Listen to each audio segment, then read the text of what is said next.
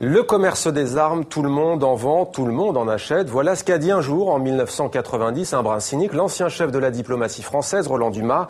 25 ans plus tard, en plein conflit ukrainien, la France se voit reprocher de vendre prochainement 2 porte-hélicoptères à Moscou. Critique formulée par le Royaume-Uni notamment. Problème, un rapport parlementaire britannique nous apprend que Londres continue aussi de vendre des armes à Vladimir Poutine. Avec nous pour en parler, Aymeric Elluin, merci d'être avec nous. Vous êtes le responsable au sein d'Amnesty International du commerce des armes. Alors avant de vous donner la parole, je vous propose justement d'écouter tour à tour le Premier ministre britannique et le chef de la diplomatie française.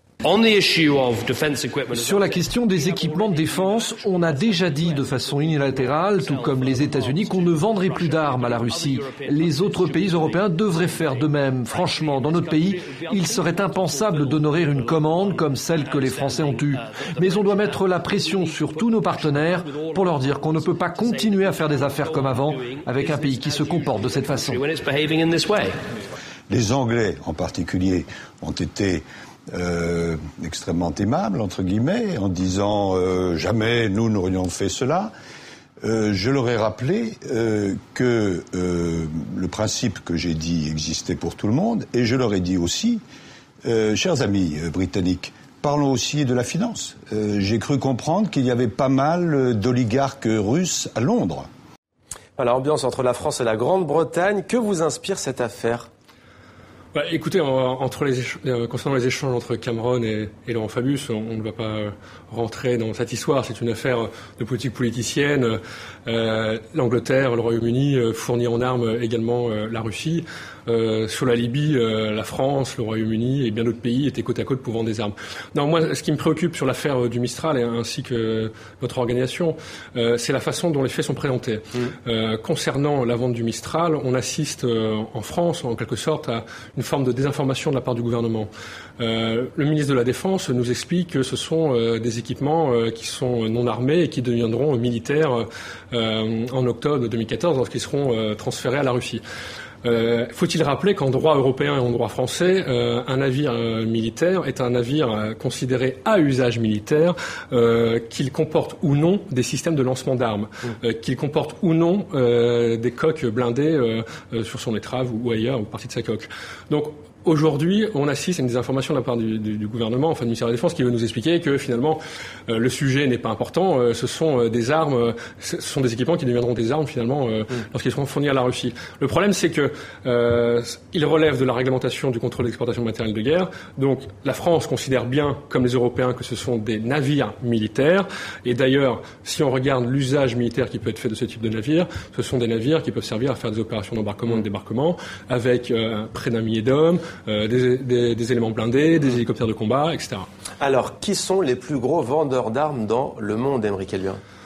Les plus gros vendeurs d'armes, assez curieusement, ou cyniquement, sont les 5 membres permanents du Conseil de sécurité.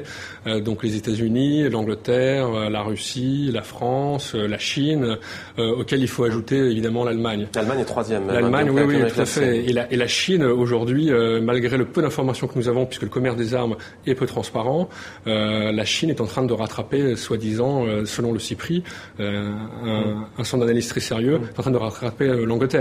Et en train de passer au 3e rang. Alors, ce que l'on relève aussi parfois, prenons le cas des États-Unis, 2 nouveaux clients ces dernières années, l'Afghanistan et l'Irak, 2 pays où les États-Unis sont intervenus militairement. Est-ce que vous faites un lien de cause à effet entre le déclenchement d'une guerre et le commerce des armes ? Oui, c'est un peu traditionnel. Une fois que vous êtes intervenu, en général, vous êtes lié par des engagements consistant à continuer à assurer d'une façon ou d'une autre la stabilité sur le terrain. Et donc, le meilleur moyen de continuer à assurer la stabilité et de continuer à exercer son influence, finalement, c'est de transférer des armes. En même temps, notons aussi la duplicité du commerce des armes. Les États-Unis, par exemple, lorsqu'ils vont fournir en armes l'Irak, ne vont pas forcément fournir leur propre armement. Ils vont acheter des centaines de Kalachnikov, par exemple, qui sont moins chers que leur propre armement et les fournir à l'Irak.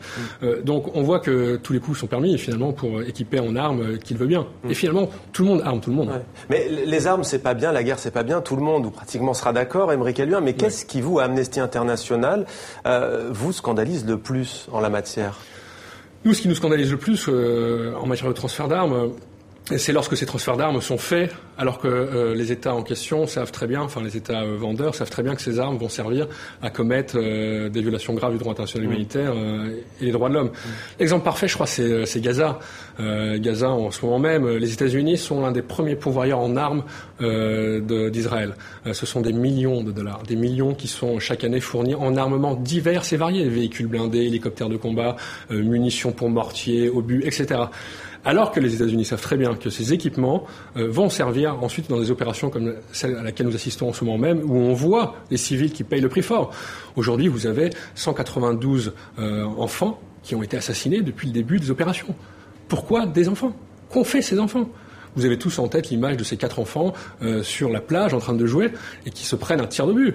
Mais c'est absolument hallucinant, quoi. Comment faisons-nous pour en arriver là? Et le plus dramatique dans cette histoire-là, c'est que les États-Unis se sont opposés, ont voté non à la résolution du Conseil des droits de l'homme appelant à une commission d'enquête sur le terrain. La France, par exemple, s'est abstenue. Alors, vous, concrètement, Amnesty International, quelles sont vos actions?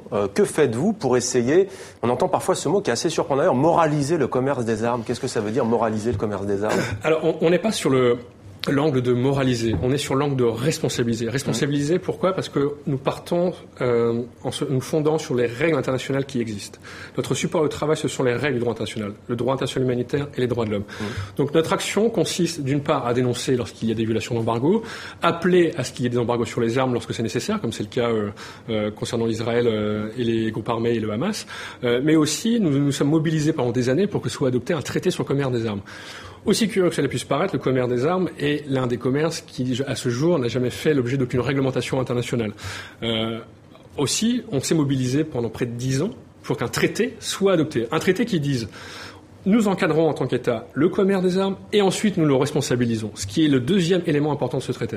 L'idée étant de faire en sorte que les États, lorsqu'ils exportent des armes, évaluent un certain nombre d'éléments. Risque de violation grave des droits de l'homme, risque de violation du droit international humanitaire, est-ce qu'il y a risque de violence sexuelle avec les armes qui sont transférées, est-ce que l'État en question est connu pour recourir à des enfants soldats? L'ensemble de ces éléments peuvent être pris en compte par l'État exportateur, et si jamais la réponse est oui, et qu'il y a un risque de violation grave des droits de l'homme par exemple, l'État exportateur ne devra pas autoriser la vente d'armes. Alors, ce traité devrait bientôt entrer en vigueur. 50 ratifications sont nécessaires. C'est ce qu'il fallait, je crois qu'on en est proche, non? Oui, on a 41 ratifications. La Côte d'Ivoire vient d'annoncer... hier, sa ratification. Exactement. Les États-Unis l'ont fait récemment aussi. Les États-Unis ont signé le traité, mais ne le ratifieront pas, pour la simple et bonne raison que Barack Obama n'a pas la majorité au Congrès. Quelle est la différence d'ailleurs? On parle souvent de signature et de ratification. Quelle est la différence? Alors, la signature, en fait, est le premier signe d'engagement d'un État. Entre la signature et la ratification se passe un délai qui est nécessaire pour que les parlements nationaux autorisent les États à ratifier. C'est pour ça qu'on fait cette double échelle. D'abord la signature, ensuite la ratification. La signature permettant d'envoyer le signal, nous nous engageons déjà à respecter au moins la lettre du traité en attendant que nos parlements ratifient notre engagement. Aymeric Elluin, membre d'Amnesty International en charge des armes. Merci beaucoup à vous d'avoir témoigné dans 64 minutes sur TV5 Monde.